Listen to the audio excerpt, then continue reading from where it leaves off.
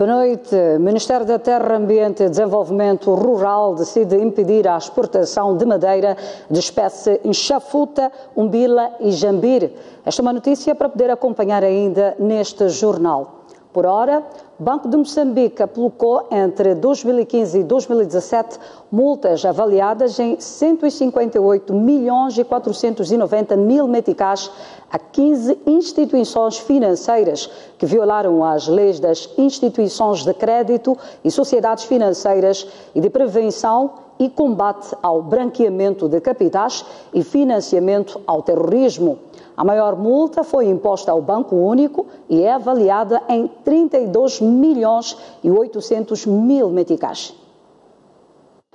O comunicado posto a circular esta segunda-feira pelo Banco de Moçambique revela multas impostas a instituições financeiras entre 2015 e 2017, sem avançar com as irregularidades cometidas em concreto. O Banco Único foi multado em 32 milhões de meticais por ter violado a lei da prevenção de combate ao branqueamento de capitais e financiamento ao terrorismo em 2015 e teve outras duas multas de 400 mil meticais cada em 2016, por violação da Lei de Instituições de Crédito e Sociedades Financeiras. No seu todo, o Banco Único teve multas de 32,8 milhões de meticais e é o valor mais alto. O Moçambique aparece na lista com uma multa de 24 milhões de meticais por violação da Lei de Combate ao Terrorismo e Branqueamento de Capitais. Por ter violado as duas leis, o BCI ficou com uma multa de 24 milhões e 200 mil meticais. Aqui, os 200 mil meticais resultaram da violação, em 2016, da Lei de Instituições Financeiras. Por terem violado a Lei de Combate ao Terrorismo e o Branqueamento de Capitais, o Millennium BIM e o Barclays têm cada um uma multa de 24 milhões de meticais referente ao exercício de 2015. O Banco Mais foi imposto uma multa de 12 milhões e 300 mil meticais por violação das leis de combate ao terrorismo e de instituições financeiras em 2015 e 2017, respectivamente. O Banco UBA teve uma multa de 12 milhões de meticais por violação da lei que combate o branqueamento de capitais e terrorismo em 2015. A contar para 2015 e 2016, o Capital Bank cometeu contravenções nas duas leis e foi imposto uma multa de 3 milhões e 200 mil meticais. Por seu turno, o Banco Oportunidade teve uma multa de 800 mil meticais por violação da Lei de Instituições Financeiras em 2015. Por seu turno, o Ecobank teve uma multa de 700 mil meticais em 2016 por violação da Lei de Combate ao Branqueamento de Capitais e financiamento ao terrorismo. O Banco Litsego foi aplicado 150 mil meticais para o exercício de 2015, enquanto a Vodacom M-Pesa, Carteira Móvel e Cooperativa de Poupança e Crédito de Produtores do Limpopo foram aplicadas multas de 100 mil meticais cada entre 2016 e 2017. A multa mais baixa foi dada ao Banco ABC por violar também a Lei de Combate ao Branqueamento de Capitais e financiamento ao terrorismo, tendo-se fixado 40 mil meticais para o exercício de 2016. Ao todo, o Banco de Moçambique impôs multas de 158 milhões 490 mil meticais a 15 instituições financeiras que operam no país. O Ministério da Terra, Ambiente e Desenvolvimento Rural decidiu hoje impedir a exportação de madeira de espécie enxafuta, umbila e jambir e proíbe a exploração de madeira do tipo uncula, pau-ferro e monzo. Conhece a seguir outras medidas tomadas para preservar a floresta nacional. Ficam suspensas as emissões dos certificados de produto em instância, sem verificação prévia da Agência Nacional para o Controlo de Qualidade Ambiental. O volume total de exploração para o ano de 2018, aprovado pelo Ministério da Terra, Ambiente e Desenvolvimento Rural, é de 350 mil metros cúbicos. O volume máximo de exportação para o ano de 2018 será de 436 mil metros cúbicos de madeira serrada, produtos semi-acabados e acabados. Não será permitida a exploração e recolha de madeira das espécies cula, pau-ferro e monzo. Não será permitida a exportação de madeira das espécies chanfuta, umbila e jambiri e o seu licenciamento será apenas para abastecer o mercado interno. A madeira abandonada será recolhida exclusivamente pelo Estado e reverterá a favor deste. É ainda aprovado o documento dos termos de referência da campanha de exploração florestal de espécies nativas, que é parte integrante do presente despacho. O presente despacho entra em vigor imediatamente após a sua assinatura. E estas medidas foram, neste caso, aprovadas pelo diploma ministerial de 29 de março, nos termos de referência da campanha de exploração florestal de espécies nativas 2018, através do número 1 do artigo 14 do regulamento aprovado pelo decreto 12/2002, de 6 de junho. Seguimos então com mais informação no Jornal da Noite.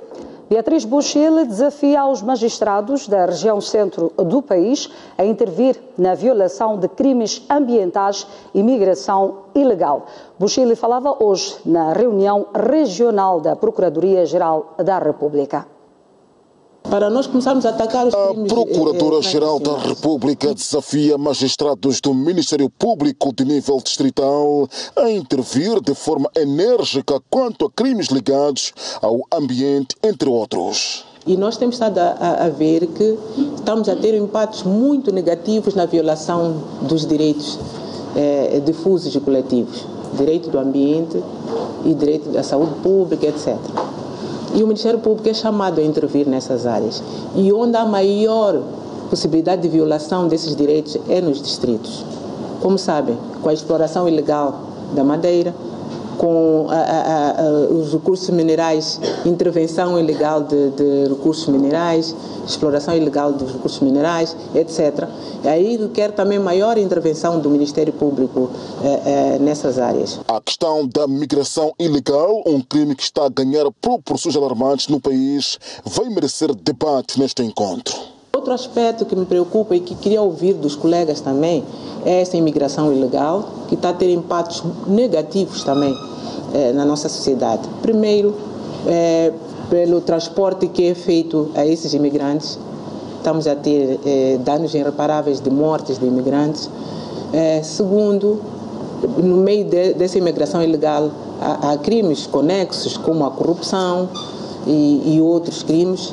E depois, esses crimes que estão a acontecer agora, essas novas manifestações nos distritos, desses crimes que não sei qual é a motivação, mas há crimes de danificação de infraestruturas do Estado, etc.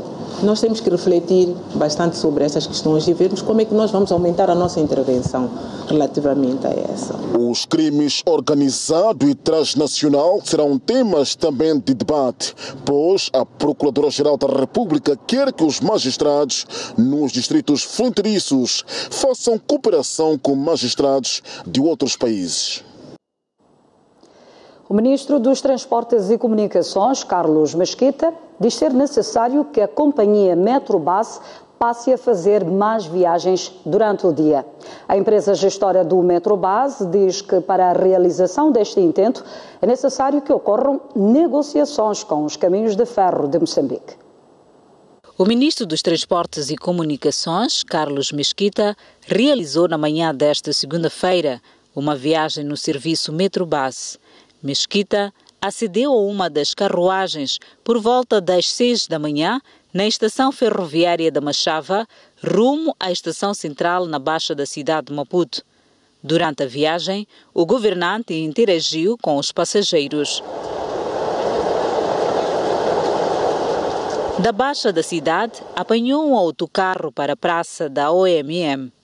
O ministro faz um balanço positivo do serviço, mas deixou recomendações. Com a necessidade de melhorar ainda mais a mobilidade, se paute pela frequência dos comboios.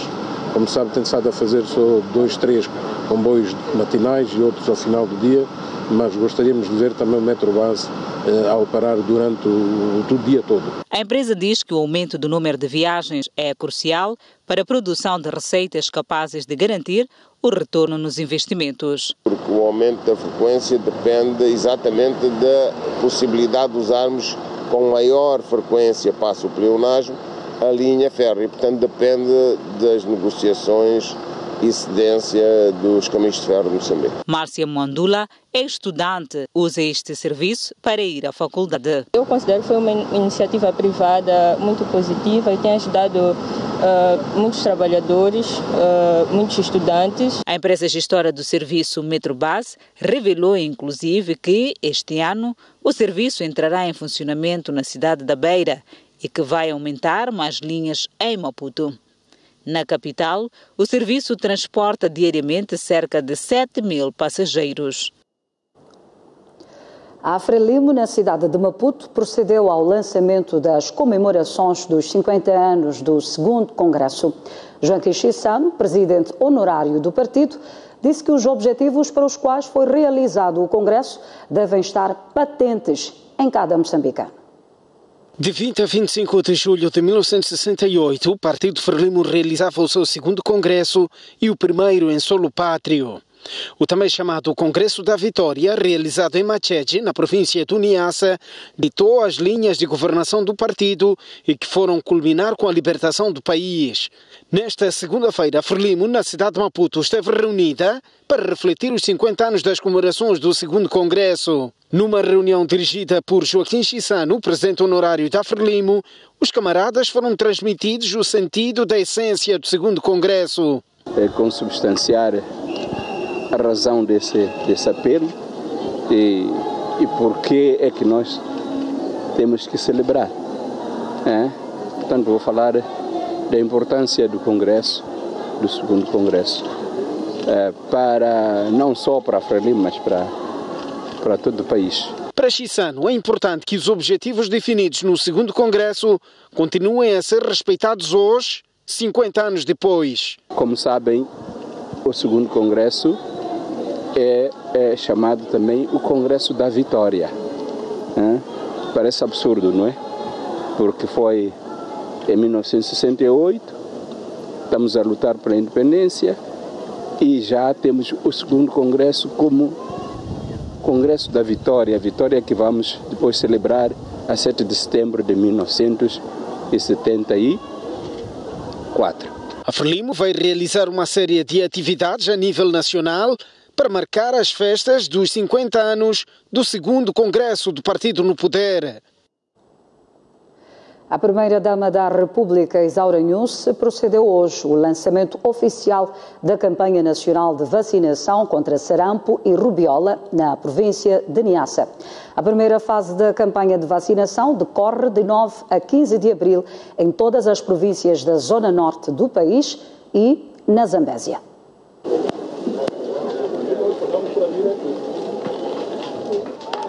Foi com este gesto que a primeira-dama da República fez o lançamento oficial da campanha nacional de vacinação contra sarampo e rubéola. Iracema Maria, Gilma Mabis e o pequeno Alex foram os primeiros meninos a tomarem a vacina contra o sarampo e a rubéola. Já são parte das cerca de 12 milhões de crianças dos 6 meses aos 12 anos de idade que deverão ser administradas as vacinas em todo o país.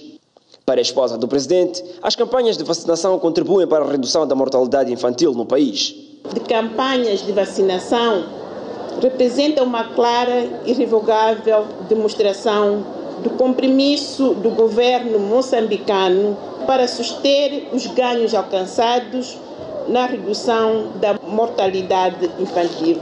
Apostaremos também no reforço das atividades de sensibilização da população sobre a importância da vacinação às nossas crianças, para que tenham melhor saúde e melhor qualidade de vida. Durante a cerimônia de lançamento, a ministra da Saúde, Nazira Abdullah, destacou a importância da prevenção do sarampo e da rubéola. O esforço do governo tem sido direcionado às medidas que, para além de serem preventivas, devem igualmente criar a consciência coletiva sobre as melhores práticas de modo a fazer face a estas doenças, que têm um impacto negativo a curto, médio e longo prazos sobre o tecido social, a economia e o desenvolvimento de Moçambique.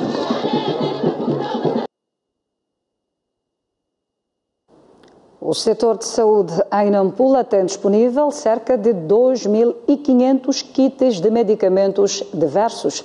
Esta quantidade vai assegurar o consumo durante 7 meses. A informação foi avançada pelo médico-chefe. Os kits são compostos por medicamentos para o tratamento de diarreias, tensão arterial, assistência pós-parto, entre outras situações. Temos medicamentos para tratamento de diarreias, medicamentos para tratamento de tensão arterial como a primeira linha, medicamentos mesmo para a primeira oferta a mulheres após o parto, como é o caso da oxitocina. Cada um desses kits é para atender cerca de 1.000 consultas na unidade sanitária. O descarregamento e armazenagem foi testemunhado por representantes das comunidades. O médico-chefe provincial exortou os líderes comunitários a colaborarem e a serem vigilantes. Suleimana Isidoro encorajou os presentes a denunciarem casos de venda de medicamentos desviados do Sistema Nacional de Saúde. Todos nós somos vigilantes deste medicamento. Ele vai estar em toda a província de Nampula. Em algum momento até pode alguém tirar para fora, mas é preciso nós controlarmos. Se nós todos estarmos unidos para controlar, este medicamento não vai desaparecer. E nós não podemos admitir comprar um medicamento nem no mercado, nem em nenhum outro sítio que não seja na farmácia, essas nossas farmácias do Estado, ou então numa farmácia privada que tenha medicamento. E mesmo lá na farmácia privada, se encontrarmos um medicamento da nossa direção provincial, do nosso ministério, nós devemos comunicar que a farmácia X vende medicamento. São cerca de 2.500 kits de medicamentos diversos que poderão assegurar o consumo até os próximos 7 meses. Niassa deverá receber investimentos avaliados em pouco mais de 104 milhões de dólares. A promessa foi feita durante a conferência de investidores que terminou na sexta-feira. Durante 2 dias, Lichinga foi a capital de homens de negócio que foram a Niassa para conhecer as potencialidades da província mais extensa do país. Foi no decurso do encerramento que o governador de Niassa anunciou os resultados da conferência de investidores. Registramos a manifestação de interesse de investimento para 9 projetos, avaliados em 104.410.617 dólares americanos. Isto é uma reação imediata daqueles que já estavam familiarizados tanto com Niassa, que já tinham desenvolvido alguns projetos. Entendemos nós que não é possível quem vem aqui pela primeira vez e ouve-nos pela primeira vez também fazer um comitimento. Por isso, nós estamos esperançosos que, à frente, nos dias que vêm, nós possamos ter muito mais comitimentos e mais investimentos que vão nos ajudar. Quem também mostrou-se esperançoso foi Aires Ali, o homem que dirigiu a província do Niassa de 1995 a 2000. O antigo governador lembra que a primeira conferência de investidores realizou-se em 1995, numa altura em que havia um forte sentimento de que Niassa era uma província esquecida. Efetivamente estava numa situação muito difícil, não havia comunicações. Nós tínhamos na altura apenas 2 horas de energia por dia, a partir de um gerador. E não era toda a cidade de Lichinga, era a residência do governador e mais umas 8 ou 10 casas. Não tínhamos voos frequentes para aqui, era um voo semanal e às vezes 2, 3 semanas os voos eram cancelados. Portanto, ou porque não haviam passageiros suficientes, por várias razões. Então, esse sentimento de isolamento era muito grande na altura e era preciso fazer algo. E a ideia foi organizar uma conferência de investidores, a primeira iniciativa do gênero no país. Nessa conferência, em 95, nem sala para acolher 250 pessoas tínhamos preparado. E nessa altura, a moda das tendas ainda não tinha pegado, não havia tendas.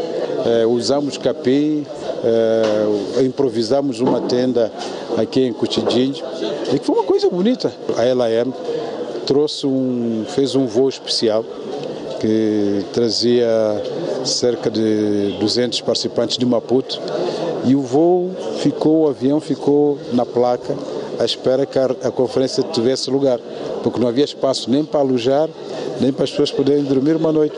23 anos depois, a Isali lembra que a conferência mexeu com toda a sociedade e mobilizou várias parcerias, incluindo com os países como Suécia e Irlanda, que ainda hoje continuam a financiar projetos no Niassa.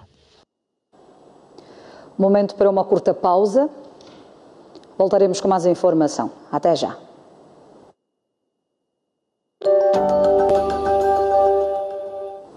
Seguimos com a informação no Jornal da Noite. O ensino obrigatório passará para a 9ª classe e a 7ª classe deverá ser incorporada no ensino secundário à luz da proposta de revisão do Sistema Nacional de Educação que esteve hoje em debate na Assembleia da República.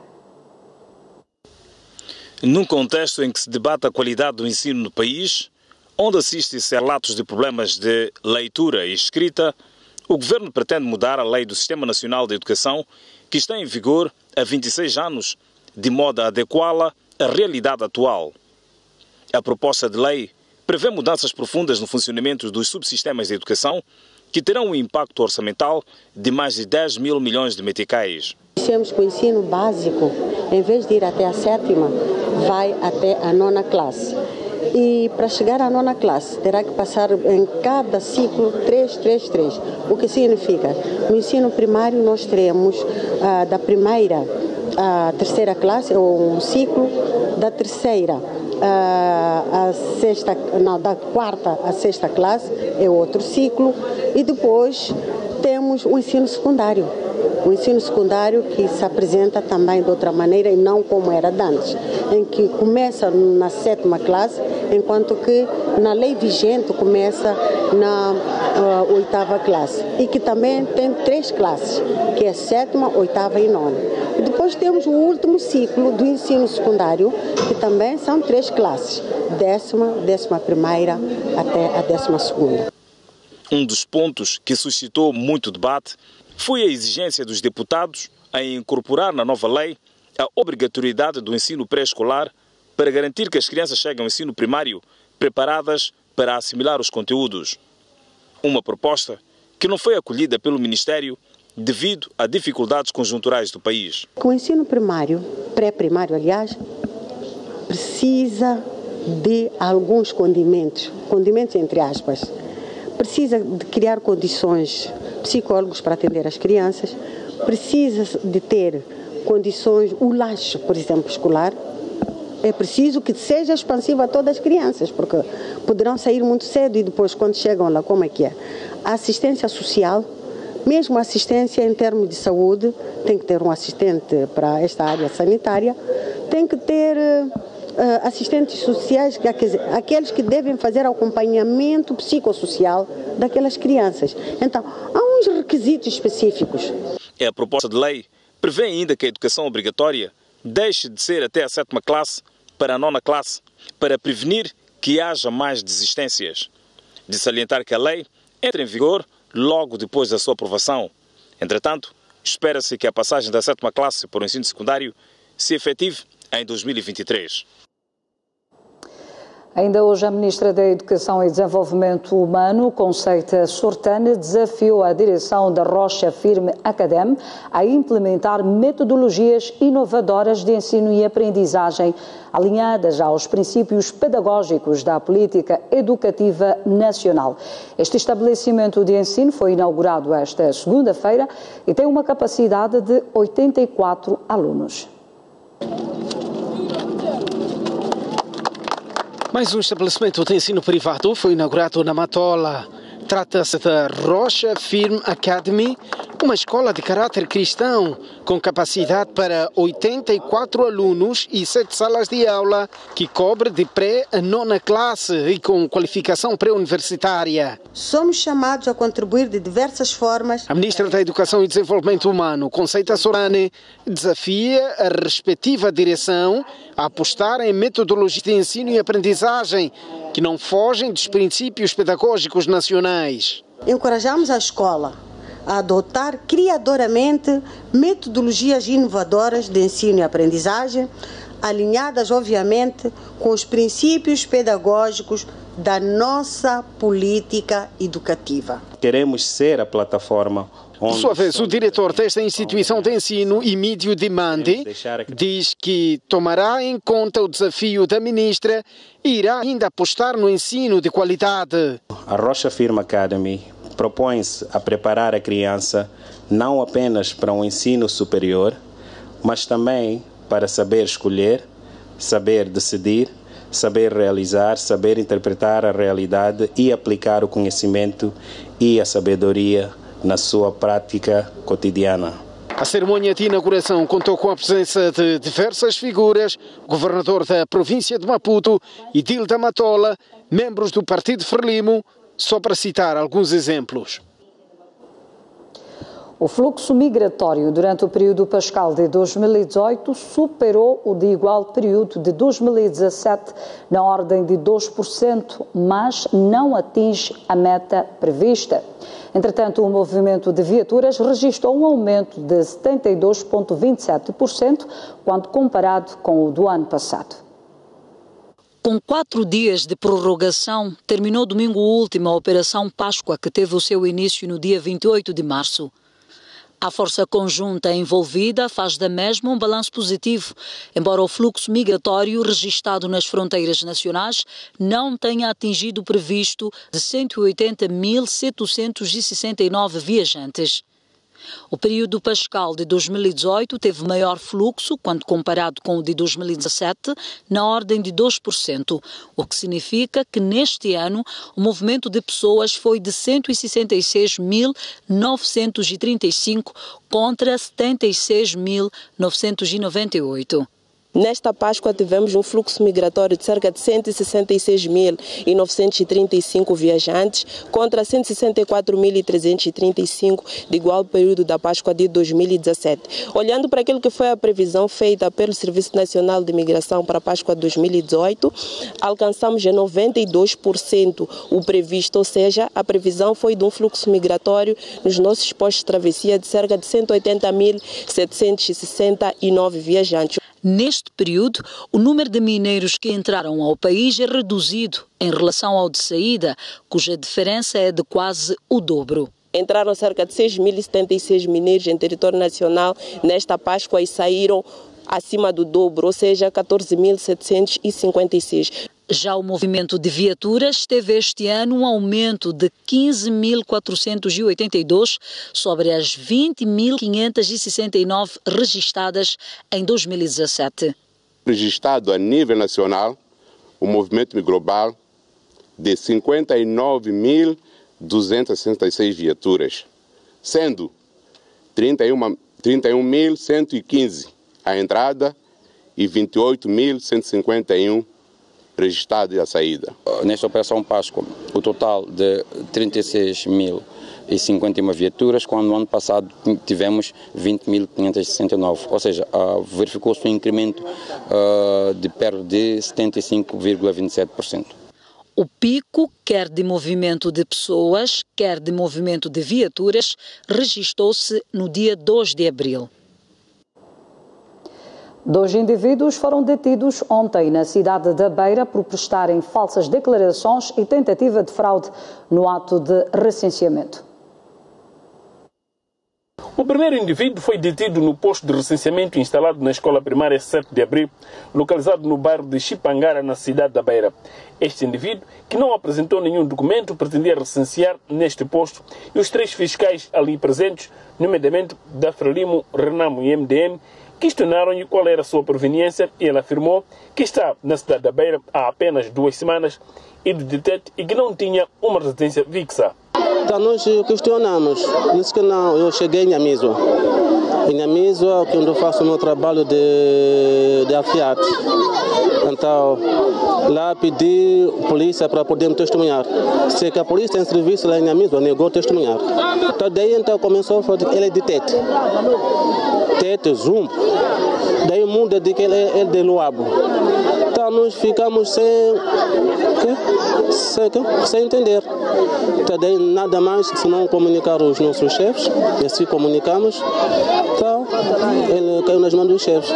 O indiciado explica por que não recenseou no bairro de Nhamizo localizado a cerca de 20 km do local onde foi detido. Já perguntei ao homem de licenciamento de Amiso, porque ali onde faço costura é perto de licenciamento. Ele disse que não pode testemunhar, ele rejeitou. Disse que não pode testemunhar uma vez que não me conhece bem. Então eu vi pelo rádio a dizer que as pessoas podem ter, sem BI, pode ser testemunhado com a comissão de licenciamento. O segundo indivíduo foi detido no bairro das Palmeiras e o secretário do bairro explica as razões da detenção. Foi exatamente por motivo de identificação, porque ele trazia uma cédula pessoal em que nem sabia dizer os dados que continham na própria cédula pessoal. Os dois detidos foram encaminhados para a segunda esquadra na cidade da Beira. O STAI em Sofala esteve na manhã desta segunda-feira nos 2 postos de recenseamento para se inteirar de perto das casas das detenções e prometeu que oportunamente irá se pronunciar. Entretanto, o STAI em Sofala faz um balanço positivo das primeiras semanas de recenseamento, onde já foram inscritos mais de 211 mil eleitores dos cerca de 630 mil previstos. Decorridas 3 semanas do processo de recenseamento eleitoral, os dados oficiais indicam que na província de Sofala já foram inscritos nos 5 distritos autárquicos mais de 211 mil eleitores, o que corresponde a cerca de 33% do número de eleitores previstos por inscrever, que é de cerca de 610 mil. O distrito de Gorongosa está a liderar o registro de eleitores com mais de 33 mil inscritos, quase a metade do número previsto. Seguem-se depois as cidades da Beira e Dondo. O STAI está feliz com o processo. Registramos, de fato, uma melhoria substancial em termos da resposta do equipamento, em termos da resposta também dos brigadistas e todos os agentes envolvidos. As metas previstas, enquanto continuarmos a ter uma fluência desejada, vão ser alcançadas. Agora estamos a fazer um trabalho de educação cívica para redirecionar os eleitores para os postos que registram menos afluência. O diretor do STAI em Sofala garantiu, por outro lado, que os problemas técnicos registrados nos primeiros dias deste processo de recenseamento já foram ultrapassados. Já tivemos a atualização da última versão do software. Se calhar, de fato, pode ter falhado um ponto e o outro, mas quando são aspectos passageiros, até os próprios distritos acabam não nos reportando. Mas, de uma forma geral, daquilo que nós temos informação, é que os problemas estão mesmo ultrapassados. Depois de ter sido acusada de exploração irresponsável de areias pesadas em Nampula pela Amnistia Internacional, a empresa chinesa Ayu Mozambique Mining diz que os problemas são antigos e foram resolvidos há algum tempo pela mineradora. Houve destruição da vegetação, as plantas medicinais, frutas silvestres, as lagoas onde as pessoas faziam pesca, recreação para os meninos, tudo isso desapareceu. Esta denúncia foi feita há cerca de 10 dias pela Amnistia Internacional através de um estudo que conclui que a empresa chinesa Ayu Mozambique Mining estava a explorar de forma irresponsável areias pesadas em Nampula, colocando em risco a comunidade de Nagonha. A Amnistia dizia que a exploração do recurso mineral pela empresa chinesa afetou o sistema de drenagem das zonas úmidas, assim como a produção de alimentos. Em jeito de resposta, a empresa admite que pode ter cometido erros no passado por não ter um responsável pela gestão ambiental, mas de uns tempos para cá, os problemas foram resolvidos. A dado passo, graças às visitas constantes de auditorias e monitorias por parte do governo, estou a falar do Mitader, representado pelo Deputader na província, estou a falar do Mirem, representado pelo DIPREM na província, estes foram despertar a empresa que devia incluir um ambientalista para poder seguir aqueles que são os planos de gestão ambiental. Desta vez para cá, estes assuntos foram todos solvidos. Já não existe nenhum problema. Outra denúncia tinha a ver com o reassentamento das mais de 1000 pessoas que vivem nas proximidades da zona de exploração mineira. Neste ponto, a empresa explica o seguinte: há necessidade de reassentar aquela comunidade e a empresa transferiu-se desta zona para mais em frente. Em relação à acusação de interrupção dos canais de escoamento de água das chuvas com resíduos da exploração mineira, a empresa chinesa distancia-se da responsabilidade. As lagoas existem, não existe nenhuma duna, tanto mais que, como prova, Naqueles locais onde houve cheia de 2015, nós sabemos todos que foi o ano de maior pico de chuva na zona norte de Moçambique. A empresa explica ainda que neste momento está envolvida em um projeto de eletrificação naquela zona, uma ação inserida na sua responsabilidade social. Mais um intervalo no Jornal da Noite. Mas antes, a previsão do estado de tempo para as próximas 24 horas. Começamos pela Zona Sul. Maputo poderá registrar uma temperatura máxima de 36 graus e uma mínima de 22. Para Xai-Xai, espera-se uma temperatura máxima de 34 graus e uma mínima de 23. Inhambane poderá atingir uma temperatura máxima de 32 graus e uma mínima de 24. Para a Zona Centro do país, Beira poderá registrar uma temperatura máxima de 29 graus e uma mínima de 23. Chimoio poderá atingir uma temperatura máxima de 26 graus e uma mínima de 20. Para Tete, espera-se uma temperatura máxima de 34 graus e uma mínima de 24. Climane poderá atingir uma temperatura máxima de 30 graus e uma mínima de 24. Já para a zona norte do país, Nampula poderá registrar uma temperatura máxima de 30 graus e uma mínima de 22. Espera-se uma temperatura máxima de 30 e uma mínima de 24 para Pemba.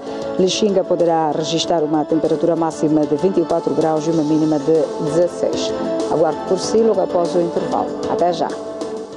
Previsão do tempo é-lhe oferecida pela Índico Seguros. De volta às notícias. 4 pessoas morreram e outras 2 contraíram ferimentos graves e ligeiros em consequência de 3 acidentes de aviação ocorridos em Nampula. Excesso de velocidade e fadiga são apontados como as principais causas. O excesso de velocidade e fadiga por parte dos automobilistas continuam a estar entre as principais causas dos sinistros registrados nas estradas da província de Nampula. Tivemos o registro de 3 acidentes de viação que causaram a morte de 4 cidadãos, causaram ferimentos graves em 2 cidadãos e 2 danos materiais avultados. Falo concretamente de acidentes do tipo despiste, ocorrido no quilômetro 13, no distrito de Malema, e foi apontada como causa deste acidente fadiga por parte do automobilista. O segundo caso trata-se de um choque entre viaturas ocorrido na Estrada Nacional número 12, no distrito de Nacala-Porto. Temos como causa má direção por parte de uns automobilistas que acabou causando o choque entre essas 2 viaturas. A Polícia da República de Moçambique tem igualmente o registro de um acidente ferroviário e um naufrágio. Trata-se de um caso de colisão lateral, onde uma locomotiva pertencente à empresa CDM, circulando no sentido Coamba-Nampula, foi embatida por uma viatura na passagem de nível sem guarda, via Rapale. Tivemos o registro de um naufrágio ocorrido no posto administrativo de Muite, onde foram vítimas 2 cidadãos, sendo um de 70 anos e outro de 44 anos. Durante a semana finda, a PRM neutralizou e deteve 28 indivíduos indiciados de prática de diversos crimes durante o período da referência. Já na cidade da Beira, a PRM convocou a imprensa na tarde de hoje para apresentar o indivíduo que roubou 7 computadores na biblioteca da Universidade Pedagógica. O indiciado é um professor secundário. O suposto ladrão, de acordo com a polícia, foi neutralizado na madrugada do passado sábado no interior da Universidade Pedagógica, delegação da Beira, quando tentava roubar pela 3ª vez.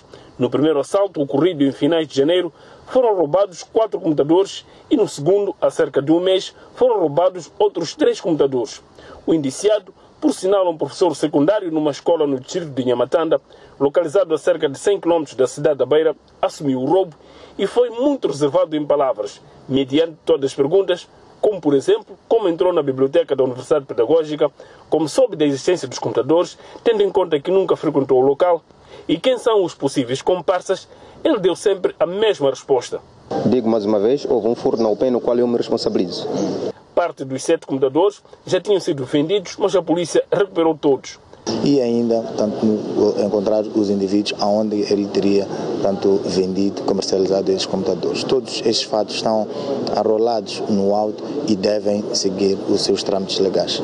A Universidade Pedagógica estava feliz com a neutralização do suposto ladrão e a recuperação de seus equipamentos eletrônicos, mas triste porque todas as informações que os mesmos continham foram apagadas. Nós estamos um pouco agastados porque os computadores foram todos formatados. Não tem nada daquilo que nós tínhamos. Por hoje é tudo no Jornal da Noite. Muito obrigada pelo carinho da sua audiência. Quando consigo amanhã, à mesma hora. Boa noite.